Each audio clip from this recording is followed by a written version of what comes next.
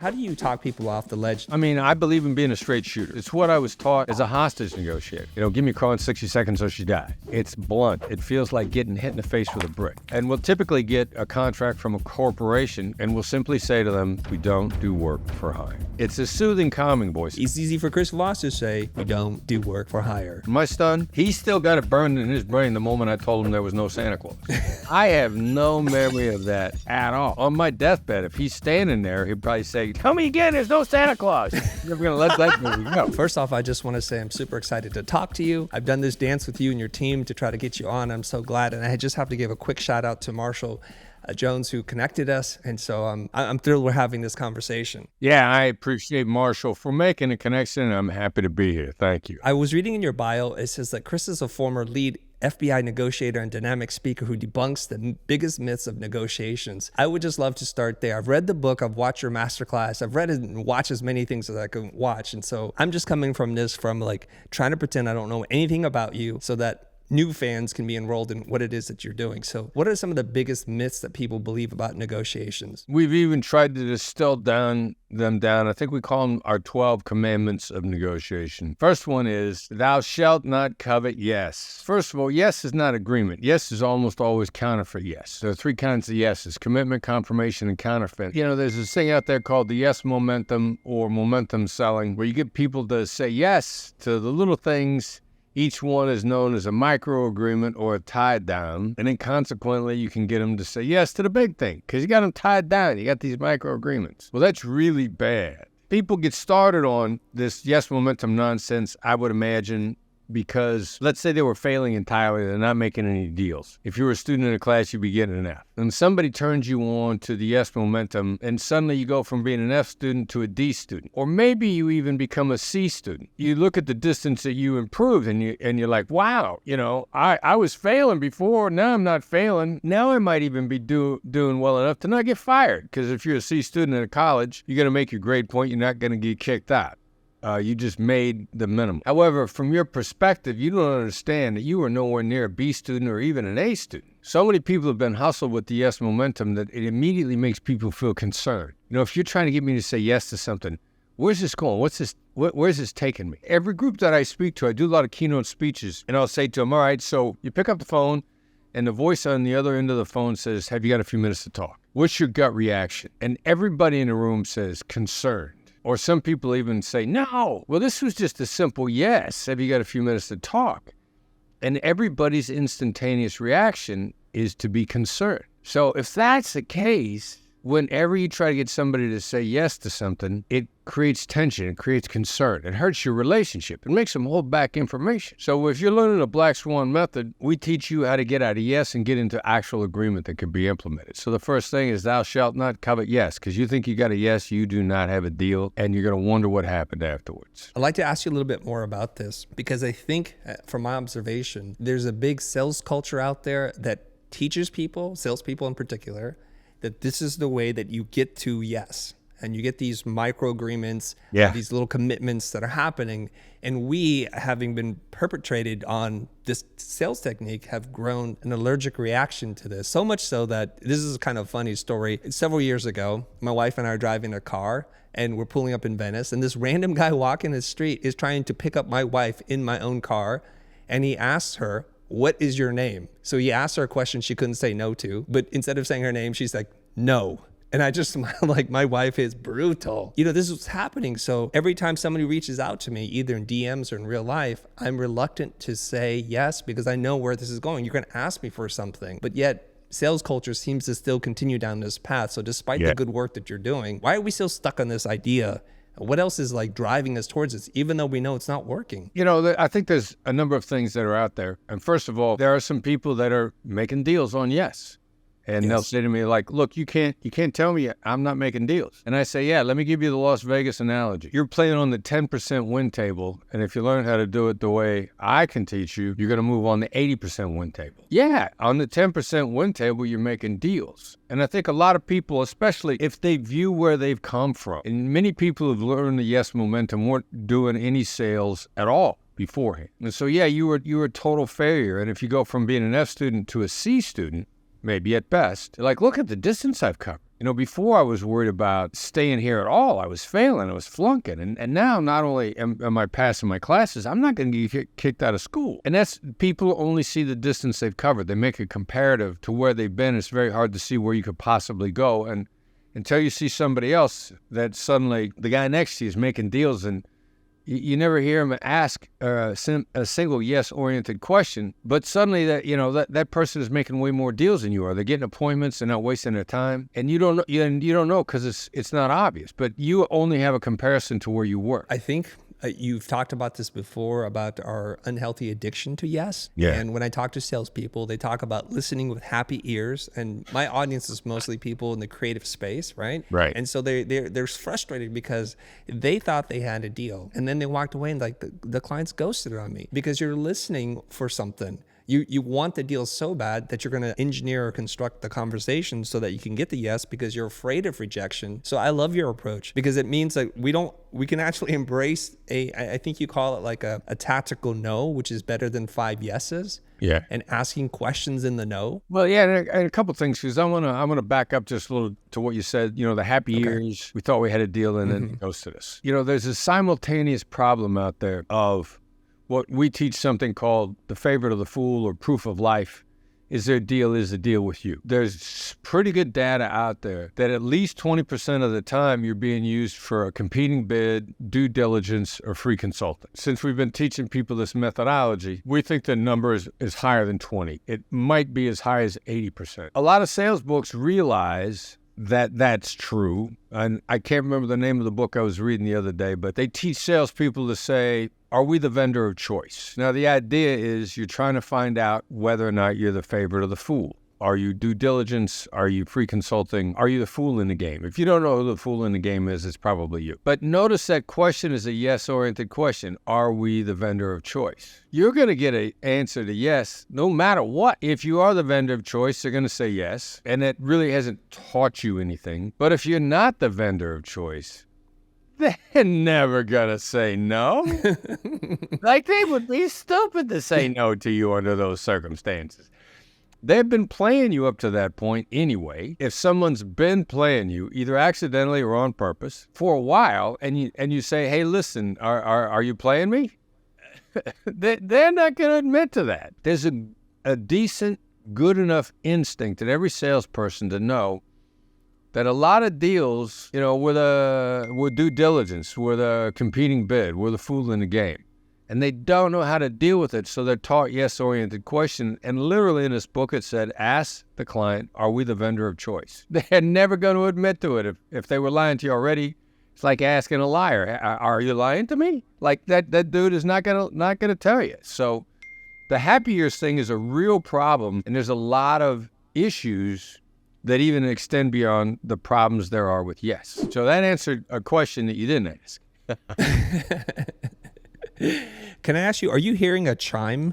Yeah. I'm hearing a chime. I'm not sure it's on sorry. my end or is it on your end? My audio engineer is going to freak out later. It's like, Chris, we can't tell your audio that. engineer that there's a ding every time I say something good. We understand this. When clients have a choice and they have many vendors they can choose from, it's important to know where we stand. So if people ask, am I the vendor of choice? You're not going to get an honest answer because people are polite. They're not going to say this. What is a better way to ascertain if, and we do this too, we ask sometimes, if you need a third bid because you just need an estimate and you already have an agency or a client or a vendor you want to work with, I'm happy to provide a bid. I just don't want to go through the exercise of earnestly going through this. Tell me what number you need to hit. How would somebody ask that question to see like where they stand in terms of like what the clients are considering? One great thing is, and I had a salesperson say this to me once. He said, say the client on a scale of 1 to 10, what's the number that percentage chance that we're going to get the deal? That's a what question causes people to stop and think in their tracks. Now, so they're going to, even if they're playing you, they're going to stop and think like, oh, wow, what kind of number do I have to put out here? It's not so much that they answer what the answer is, it's how quickly they answer. Like if you're the favorite, they're going to go, 9 out of 10, 8 out of 10. They're going to immediately give you a very high number. That question will catch them off guard enough that if they got to think about it, Houston, we have a problem. So this goes into a concept that I heard you talk about before. Like there's one way to tell the truth. It's very easy to tell the truth. There's many ways to lie to you. And so that time to think it should give you pause because you're clearly not the one. Yeah, if there's hesitation there, right. But if they should go, wow, 9, 10, or if they go, why 10? Of course 10. Like all that hesitation in there. And trying to decide, do I tell them the truth? How do I peg this number? How am I going to be convincing? That sort of plays into another one of the skills, which is dynamic silence. You shut up. Now, what do you do while you shut up? You go to gather data with your eyes. Dynamic silence is the opportunity for you to actually look at the other person and read what's going on their face. Their face is going to be a direct reflection of what's going on in their brain. Now, what if there's no reaction at all? They have taught themselves to think with a blank face, which means they're filtering, they're considering, there's stuff there that they're thinking about that you don't know. How do you react? The simple label seems like there's some stuff going through your mind right now is the label for the blank stare that you get on your face or that they get on their face while you're gathering data. Otherwise, look, if first of all, you should have been gathering data with your eyes from the beginning instead of thinking about what you want to say next. Every moment, there's a massive amount of data coming off the other side visually, if only on their face. You should start gathering that data from the very beginning versus thinking about your next point, versus thinking about your rehearsed value proposition or your arguments, if you will, as to why they should do what you want them to do in a negotiation. There's a massive amount of information there for you to start soaking up visually from the very beginning. If you have a hard time reading people's faces, like say you're neurodivergent or on the spectrum, are there things that you can teach us so that there's clear signs that they're interested or disinterested, something just real tangible that we can lock down on? There's a lot about psychiatry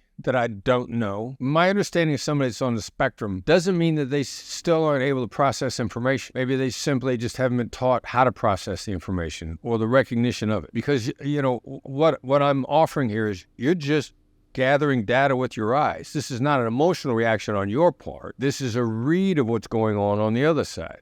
If you can tell what color a tree is, you can gather data with your eyes. Somebody that's on the spectrum can tell a green wall from a blue wall because they've gathered data with their eyes and there's a comparative there. So if you're having trouble processing emotion, I would simply ask that you look at it as no different than gathering any other data. Then the labels, so to speak, labeling what you believe you see, it seems like something is crossing your mind, is not a read of an emotion. It's to pull out of them what their emotion is. And how they respond to that is more data, more information to process. I've got a friend of mine who runs an AI investment firm, and he's got a guy that works for him that he would contend is on the spectrum who can solve Rubik's Cubes behind his back. And the guy doesn't express a lot of emotions. But if he can solve a Rubik's Cube behind his back, that means that he's brilliant at gathering data with his eyes. He looked at the Rubik's Cube once, and his brain processed every move he needed to make, and he could do it behind his back. So I would suggest that emotional intelligence, in many cases, is simply a matter of gathering data. I like that explanation of it. So in a situation, going back to that one where you realize all of a sudden you're clearly not the favorite, there's the long pause, there's the stammering. Right. What are we supposed to do? Do we give up or do we ask other kinds of questions? How do we respond? Where do we go from here? How do we get back to Earth without getting killed, right? Yeah.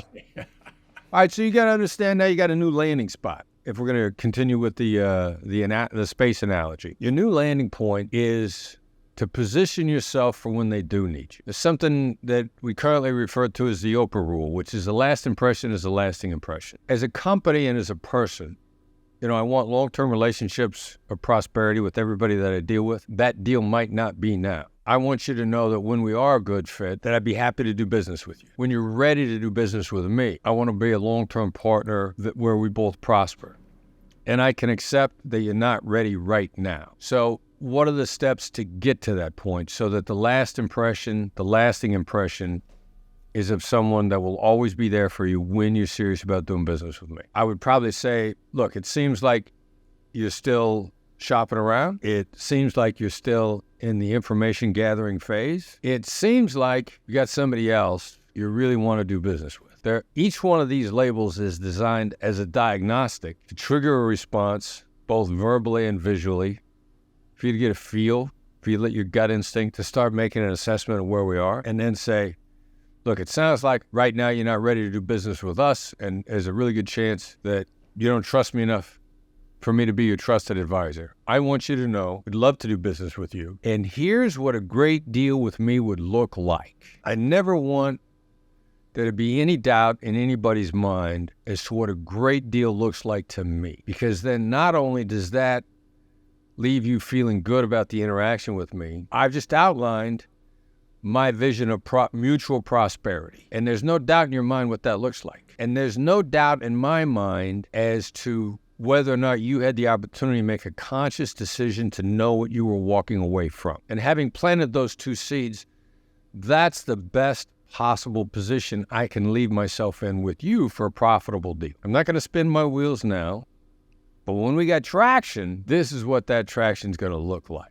And then we end the interaction. Some people, if someone is intentionally playing you, this is very predatory behavior. They're going to try to keep you in the interaction because they want more information from you. They may often get very angry with you. They may call you names.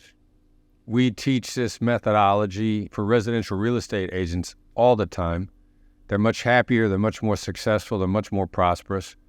I teach it with a guy named Steve Shull. We got a book out called The Full Fee Agent. One of his clients walked away from a prospect. We teach real estate agents to not make listing presentations, which is crazy. It scares the hell out of me. Listing presentation is a due diligence process. I mean, it really is. It's a massive waste of real estate agents' time. And nobody's listing presentation is any different than anybody else's. They're so common. Doing a listing presentation makes you look common, and nobody wants to look common. They had a potential client, and they said, when we're your trusted advisor, we're happy to outline our marketing plan for you. But until we're a trusted advisor, we think you should go with the person that you trust. And a potential client emailed them back and said, just because you wouldn't give us this presentation, we have crossed you off our list. Now, that's a very predatory move. And it's a complete confirmation that they were being played, because the predator will become angry with the victim for escaping. And if you ever need confirmation that they were playing you, then that's when they're vindictive because you refuse to continue to be played. So that's a client that you don't ever want to work with anyways, right? So it's not a loss for you at that point. Not only do you never want to work with those people because they're vindictive, but it's also complete confirmation of your gut instinct that they failed. They were using you for free consulting. It doesn't happen often, but it happens enough that there's something called the drama triangle, which gives a lot of insight into manipulative behavior. The 3 points of the triangle, the rescuer, the persecutor, and the victim. The persecutor, the person who wants to manipulate, moves back and forth on the triangle between victim and persecutor freely just to keep you off balance. And when you start seeing persecuting behavior, that's a hallmark of the manipulative,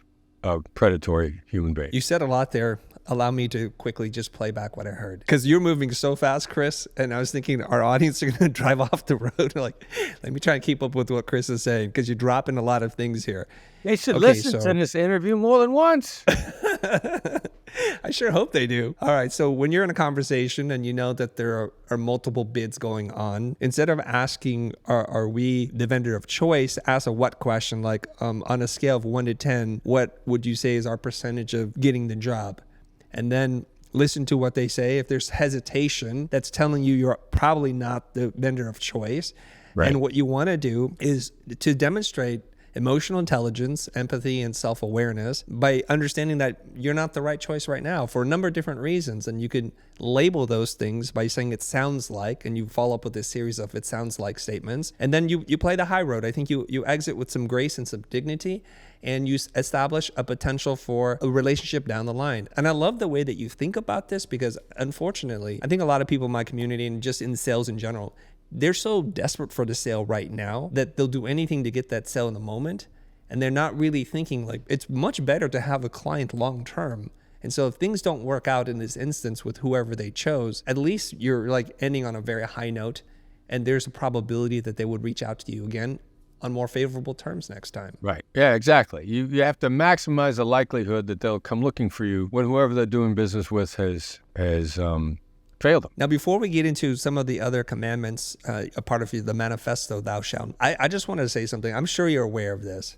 And I see you do this for effect on stage and in the masterclass. You change your voice very dramatically, and I think you always get a reaction from everybody. So I want to can we just talk about your voice, your specific voice, Chris Voss, and what people can learn from how you use your voice, because it's an instrument and it's an important part about communicating meaning just in the tone of your voice. Yeah, absolutely, 1,000%. And I work on it all the time. Yes. And like one of the great examples, the great communicators that I study, among many, Chris Rock. Like if you read Chris Rock's comedy routine in a monotone voice, it would not be funny. Like Chris Rock is hysterical based on delivery. Louis Black is another guy. Just read anything they say in a normal tone of voice. Brilliant tonality, brilliant pacing.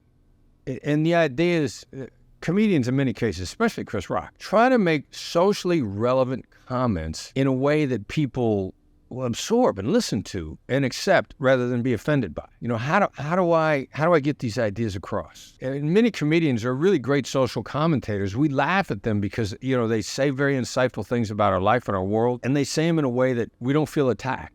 We're entertained, and we laugh with them and ourselves as much as at each other. But really, a great comedian gets us to laugh at ourselves. Delivery, pacing, changing the tone of voice. Louis Black, I mean, all these guys, phenomenal. So yeah, I try to study great communicators as much as possible. I believe this is all a learned skill because I think, well, I know based on people that have gained phenomenal success with the Black Swan method, you negotiate for the life you want. I want people to have great lives. There are 350 million people in the United States and going on 8 billion people on planet Earth. There's enough room out there for us. You know, somebody else being prosperous is not going to take away from my prosperity. I want as many people to be prosperous as possible. How do I get this across? As you know, I try to be at least as entertaining as I am informative. When you talk about this, and I'll hear you, I think you talk about like there are 3 kind of tones of voice that you want to use. And when you slip into the FM DJ voice, the way you say it, you're actually changing your voice as you say it. And if I was an audience, I'd like giggle a little bit like, here he goes, he's going to do it. So can you tell us, for people who haven't read the book, Never Split the Difference, or watched your masterclass or seen anything from Black Swan, can you tell people what the tones of voice are and when you want to use it and why they're so effective? Sure, yeah. The 3 basic tones of voice, you know, are the assertives, direct and honest. You know, give me a call in 60 seconds or she dies. That's direct and honest. It's ordering. It's clear. It's blunt. It feels like getting hit in the face with a brick. It feels really good to use the voice, and it's just getting smacked in the face. And the 3 basic types correspond with the 3 basic types of how people approach conflict: fight, flight, make friends. We have more than enough data to support our hypothesis that the world splits evenly into thirds, not just the U.S., not just North America. And a third of us like that voice. A third of us feel good in that voice. It's our natural default voice, and that voice is always counterproductive. Like every time I have slipped into my natural assertive mode, here's what happens. The people on my side of the table love it. They love it. It makes them feel good. You're standing up for us. Yeah. And the other side always feels smacked around. Like it is always counterproductive. Always, always, always. Because the impact on the other side is the important issue. So the second voice, the accommodator's voice, the smiling voice, the relationship-oriented voice, the happy tone of voice. Like that's a ridiculously effective tone of voice. And about a third of the people out there fall into the category that we call accommodators. They are very hope-based, very positive, very optimistic. Happen to often be short on detail. And the clinging to hope, it's one of the reasons why. And if it's a third of the human beings out there, it's one of the reasons why I believe the phrase hope is not a strategy is so prevalent. Because the other 2 types, the assertives and the analysts, are tired of people that operate specifically on hope. And if it's 1 in 3 people, you get smacked around with the shortcomings of hope alone. You got to come up with a phrase for it. Hope is not a strategy. And then the analyst tone of voice, who's most naturally the late night FM DJ voice. Now, that's just a downward inflecting voice. It's a soothing, calming voice. It's what I was taught as a hostage negotiator. The analysts got to be careful that they may have this downward inflecting voice that ends up being totally cold and distant. It can feel very empty. So the late night FM DJ voice is the analyst voice with just not cold and distant, definitely downward inflecting. You don't have to be a man. You don't even have to have a deep voice. Sandy Hine, one of our great instructors, because women ask her all the time when she's teaching a women's power hour, she said, just drop your chin when you talk. And if you drop your chin when you talk, it automatically downward inflects.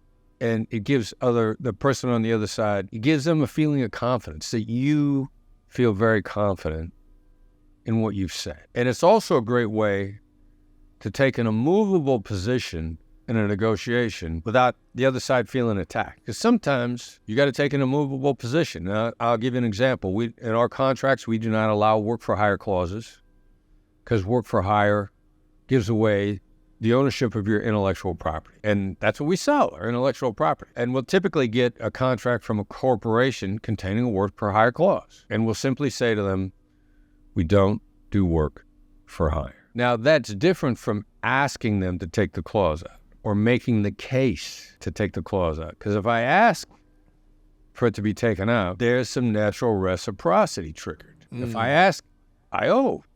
That's a human nature dynamic of reciprocity. Robert Cialdini's book on the psychology of influence, reciprocity is one of the 6 tools of influence. So I need to get the clause taken out, and I don't want to ask for it. And so if I simply say, we don't do work for hire, it's not a threat. It doesn't land as a threat. And then I'll go dead silent, and I'll wait, and they'll say, oh, well, I'll have it taken out. I don't know for having accomplished that change.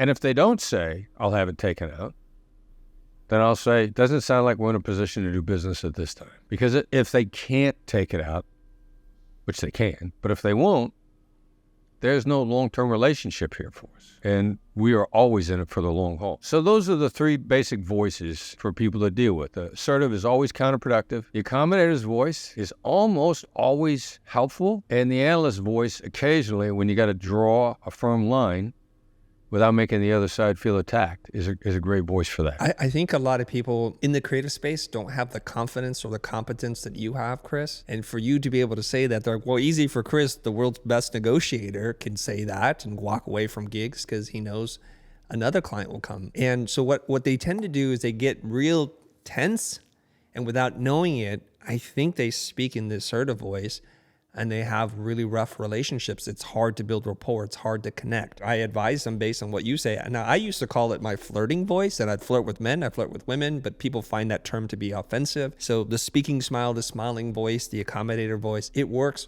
wonders at delivering bad information, at asking questions that you're too timid to ask. But what happens is they inadvertently switch into assertive voice, and it starts to feel like a lot of friction happening between 2 people. And we know this. Oftentimes the client has way more leverage than you, especially if you're a young business needing work, right? How do you talk people off the ledge? Because they always throw this at me. Well, easy for you to say because you're X, Y, and Z. It's easy for Chris Voss to say, we don't do work for hire. Do you have any advice for those people? Small stakes practice for high stakes results. Like, nobody deploys a great negotiation skill for the first time in the midst of a big negotiation. And you can practice this stuff.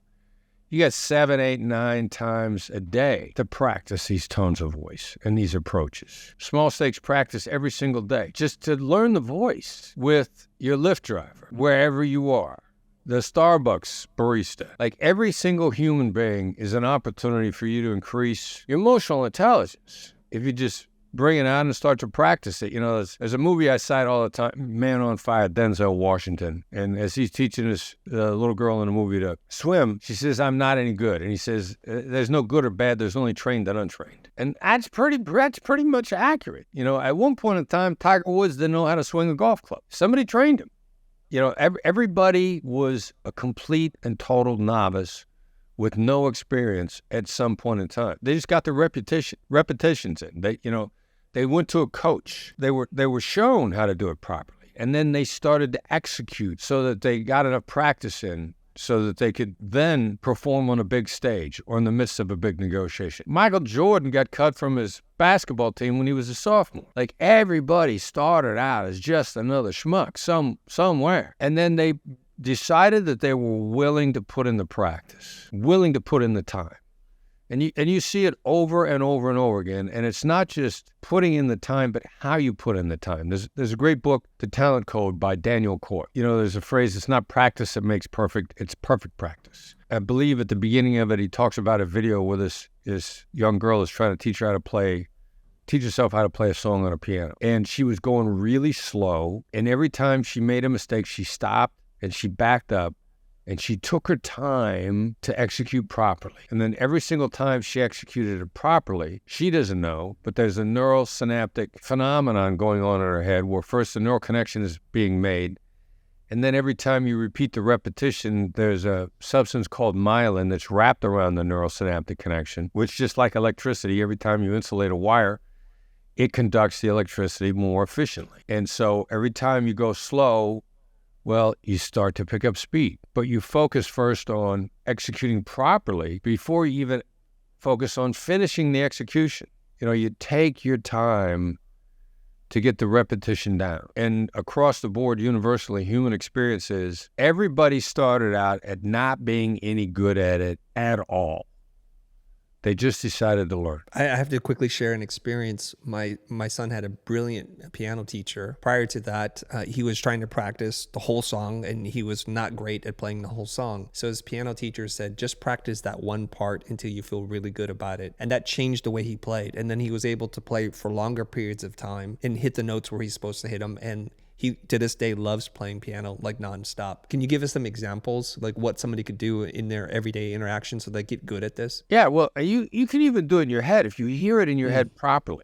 You know, and I'm a big fan of Andrew Huberman and his podcast and his Neuroscience podcast, and I'm fairly certain it was on his podcast where he said that when you hear something in your head, like if you hear your head saying something, the same mental neural connections are triggered as when you actually speak, which is why many great athletes imagine themselves doing something well, and subsequently they do it better. They don't rehearse themselves missing the shot. They rehearse themselves in their head making the shot. You know, you have control over the rehearsal in your head. If you go, I can just see myself losing my cool again, well, you just rehearsed losing your cool. But if you can go back and imagine yourself saying it calmly, if you can imagine yourself reacting calmly, keeping your cool, that's practice. You could do that in a crowded subway. You can retreat into your head and imagine yourself doing it properly. What most people do is they rehearse doing it wrong. I just see myself, next time I talk to my sister, she's going to set me off. I'm going to start screaming at her again. That's a rehearsal to do it wrong. And you can control that film, that movie, that recreation in your head if you choose to. And so that's a place to start. You can then practice out loud by yourself at home. Going to make you feel like a psychopath. Going to make you wonder if the neighbors could hear you. Hopefully they do hear you, and hopefully they do think you're a psychopath. Maybe then they won't steal your newspaper. Quick personal question for you here. As a master negotiator, how is it negotiating with your family, with your spouse and your children? I'm curious because I think I'm a pretty good negotiator. And then when it comes to my wife, it's like, it's not, there's a whole different dynamic there. Well, are you negotiating with someone or against them? If you're negotiating with them, what they say using these negotiation skills is thought-provoking, and it's encouraging because they're hoping to work it out with you long-term. What really happens with family and people who are close, there's one of two dynamics, usually both. There's inadvertent wounding from the past that we have no idea about. Like, we don't know. Right. And people we have a long-term relationship with, we probably hurt them and we have no idea we did. And they're still stinging from that. Then the other potential issue is, are we walking the talk? Am I negotiating with you to get you to shut up? Or am I negotiating with you so that we can collaborate, that we can climb towards a goal together? And do you trust me to go on a climb with you? What have I done in the past? Have I paid lip service to it and dismissed and placated you? You got a lot of history with people, and you hope to have a long future with them, so their comparative of your walk and your talk is going to be very important. That's what makes dealing with family difficult, those two dynamics. Do you find yourself emotionally getting involved in it with the history because you've been there many times before? Everybody gets triggered. And plus, like I said, if they've hurt me in ways they got no idea, I'm getting them mad about stuff that they don't even know that I'm angry about. Like that's the unfortunate portion of the human experience. Like, we know of stuff that if they pointed out to it, we'd say, yeah, I'm guilty of that. And there's other stuff that they'd point out, and you'd be like, I got no memory of that even happening. And you've been carrying this for how long? Like, I don't even know I did that. And I'm not 100% sure it was me. And I've seen that happen with a lot of people. I've seen it happen with my son. My son, Brandon, is a brilliant negotiator. He still got it burned in his brain the moment I told him there was no Santa Claus. I have no memory of that at all. He can describe, You're so cruel. like, every detail of that moment. And he got into a fight at school with some kids. The kid told him there was no Santa Claus, and my parents told me there's a Santa Claus. My parents aren't liars. And he gets into a fight with this kid. He's outlining this all, and he told me this just about 2 years ago. He goes, remember when you told me there was no Santa Claus? I'm like, no. And he goes, how could you not remember that? And he describes it in vivid detail. And I'm like, yeah, all right. Well, you got me there, kid. So you told him that he got into a fight at school? He got into a fight at school because he was defending his father's honor, because he felt that his father's not a liar. And basically, the kid's calling his father a liar. And he comes home and he stops me in the hall of the house and he goes, Dad, is there a Santa Claus? And I go, no. And then I continued down the hall. And he's left there with this dilemma of how do I reconcile all this data? And that's the moment in his life that, probably on my deathbed, if he's standing there, he'd probably say, tell me again, there's no Santa Claus. He's never going to let that go. Okay, now, knowing what you know now, because the memory is a little fuzzy for you, like, I don't remember saying that. If somebody runs up to you with an urgent problem like this, how should you respond? Well, all right, so give me a concrete example. Well, literally, like, your son comes up to you and it's like, Dad, is there Santa Claus? And in your kind of like expedient manner, you answer no. How do we apply the Black Swan Chris Voss technique when somebody comes at you with a problem like that? Yeah, well, I believe in being a straight shooter. And I think, however the mythology of a Santa Claus, because, as parents, we paint this thing, we get our kids going, we want to be happy about Christmas. Those of us that do it, and plenty of us do. But in point of fact, long term, you want your reputation to be a straight shooter. So if somebody hits you with something where the truth is going to hurt, the truth's probably going to hurt you more, it's going to hurt them. Most people lie to save themselves, not to save somebody else. But you're hurting yourself long term. Like, tell the truth, tell it gently.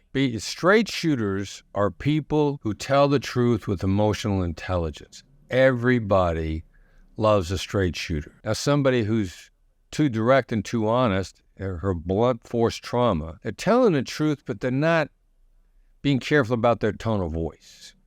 They're not giving somebody at least a brief opportunity to brace themselves. And so there's a difference between being blunt and being a straight shooter. And a straight shooter tells the truth gently, with emotional intelligence, doesn't leave things out, doesn't deceive by the literal truth, doesn't deceive by omission, lets people know really what the truth is. That's the best currency to be across the board. I like that and I appreciate that.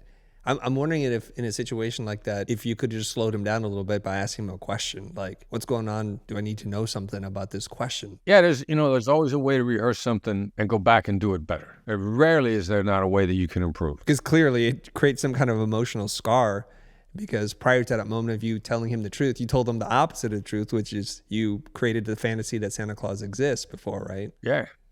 Or at least I contributed to it without question. I'm not sure that I'm the first one doing that, but I guarantee you I played along. I want to get to another commandment, but maybe I'll tee it up here. I love how you talk about doing an accusations audit, and you use it often in the role plays. I've read about it. I've seen you do it. It's wonderful.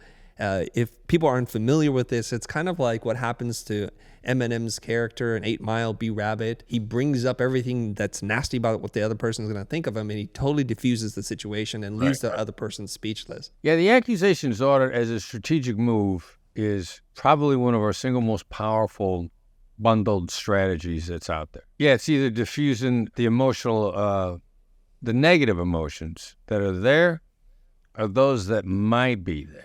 Both of those are scary, but diffusing ones that might show up scares the hell out of people because they think they're going to plant negatives by trying to diffuse them. And you can't. It's just, when you really understand the dynamics of the negatives and the positives in people's brains and the way that you deal with them, and it's completely counter to, because most people are used to denying negatives. Like, I don't want this to sound disrespectful. It's almost a comedy routine. The very next thing is going to sound disrespectful. Right. So and people are used to reacting to that. And so I teach them to say, this is going to sound disrespectful. And they go like, no, I said that before and it backfired. No, you didn't. You said, I don't want to sound disrespectful.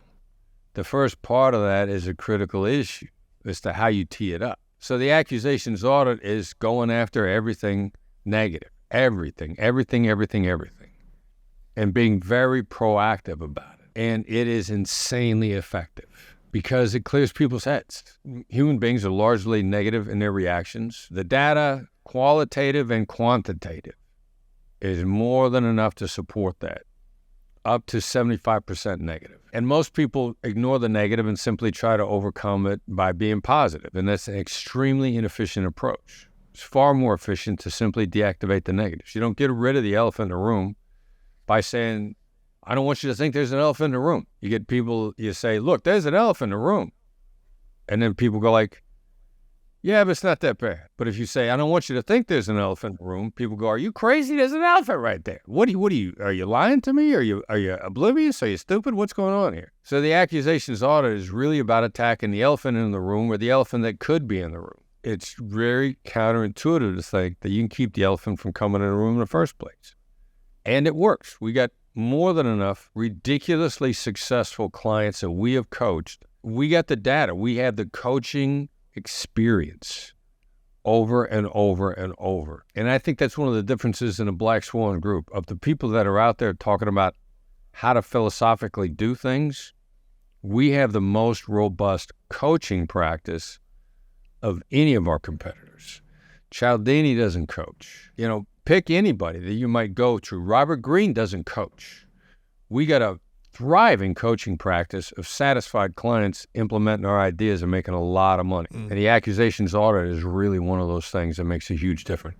Proactively diffusing negatives, not letting them come in a room. So for people who don't know what the accusation audit, it's where you imagine the worst things that the other person's going to say about you, and then you just bring them up front, right? Yeah. You say, and it's a slight adjustment on a label. I might say it seems like you're angry, to this is probably going to make you angry. It seems like you feel like you're wasting your time you're probably going to feel like you're wasting your time. In every given meeting that you go into, at some point in time, the other side's going to wonder whether or not they're wasting their time. Right. And among the accusations audits we're going to throw out right away is, look, you're probably going to ask yourself if you're wasting your time. You're probably going to feel like you're wondering why you're talking to me in the first place. You're probably going to say that what I want's unfair. You're probably going to think I'm greedy. And then I'm going to shut up and let this stuff sink in. And then you decide whether or not you're going to proceed. And it's just a great way to get on track quickly without letting people's negative emotions create an incredible friction and slow everything down. What's the neuroscience behind this? I find that whenever we verbalize whatever our fears, our emotions are, they tend to reduce the amount of pain that we feel around these things. Is there neuroscience that backs up what you're saying? Yeah, there's been a number of experiments with people in fMRIs where they've used a device such as showing them a picture, put them in a negative mindset. They see the reaction, and they simply ask people to identify their emotion, to label it. And very consistently, when people label it, it diminishes that activity in whatever sort of the part of the brain is lit up. It's been shown to be on a regular basis, consistently over and over and over again, calling out negatives, labeling them, whether you're labeling your own or labeling them in someone else, it consistently shows that it diffuses it. So as a person who's like, I'm an introvert, and when something comes up, I feel more tense and anxious when I'm feeling something, but I just don't say it. So part of it is just like, what are you feeling inside? And should you say this? And if I say it, then all of a sudden it goes down, and it creates a healthier relationship, because otherwise I start to resent people for things I've not even communicated to them. So it begins with us, and then now we can apply the same feeling or the same understanding when we're talking to prospects, right? Well said. Absolutely. Perfect. Now, I think you have to run, right? Do you have to leave right now? I'm afraid so, yeah. Yeah, and then I also like to tell people how they can follow up with me first. Yes, please. The best way to follow up with the Black Swan Group, learn as much as possible that you can from us, is to subscribe to our newsletter, The Edge. And the way you subscribe to our newsletter, you say, how do I do this? Well, here's how you do it. You go to our website, blackswanltd.com, blackswanltd.com. Upper right-hand corner is a tab for the newsletter, The Edge. Subscribe. Give us your email address. It's free. It's complimentary. It's actionable and concise. You get the weekly article, one article, not 10, and you're trying to figure out which one to read. One, emailed to you at 7:30 in the morning on Tuesday. Monday's an admin day. Monday's, clutter day. Tuesdays get down to business day. It'll help you get your brain teed up on negotiation, give you ideas you can use that day. And it's a gateway to everything we have. We got a lot of stuff.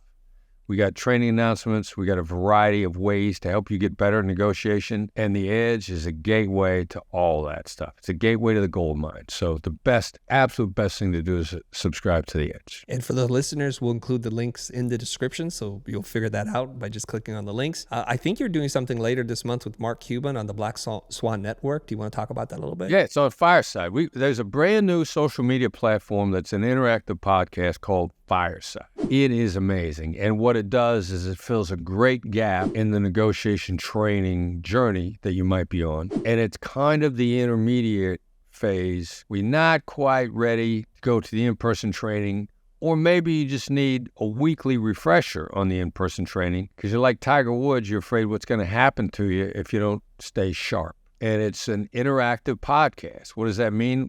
I do a podcast. I have a topic. People that are listening get to come up and ask questions directly of me or whoever might be on. And on June 30th, we have a free episode. Now, this is normally a subscription-based episode. It's an annual subscription. It costs a lot. It's $120 a month, or there's an annual price for less. But on June 30th, myself and Mark Cuban, who's co-founder of the Fireside app, along with Fallon Fatamy, Mark and I are going to have a conversation about negotiation on June 30th, and it's going to be free. You don't have to have subscribed. You get a sample what it's like to be on the Fireside platform, and you can download Fireside out of your app store. Fireside, Fireside. Perfect. Okay, now, sir, please. I am Chris Voss, and you're listening to The Future.